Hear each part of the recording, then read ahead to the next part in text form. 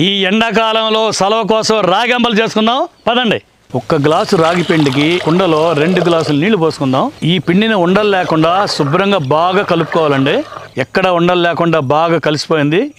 5 గ్లాసులు నీళ్లు పోసుకుందాం అండి. కుండ మీద మూత పెట్టుకుని నీళ్లు బాగా మరగబెట్టుకుందాం. మనం ముందుగా కలిపి పెట్టుకున్న రాగి పిండిని నీళ్ళలో వేసి బాగా కలుపుకుందాం. ఇది బాగా చిక్కగా ఉండాలండి. ఇదిగో ఈ విధంగా ఉంటే పర్ఫెక్ట్గా ఉన్నట్టు. రుచికి సరిపడా ఉప్పు, 1 చెంచా జీలకర్ర పొడి వేసుకుని బాగా కలుపుకొని పక్కన పెట్టి చల్లారబెట్టుకుందాం. గ్లాస్ పెరుగు తీసుకుని అందులో 1 గ్లాస్ నీళ్లు పోసుకుని మజ్జిగలాగా బాగా చిలుక్కుని ముందుగా చల్లారబెట్టుకున్న రాగి అంబలిలో కలుపుకుంటే ఆరోగ్యవంతమైన మన రాగి అంబలి రెడీ.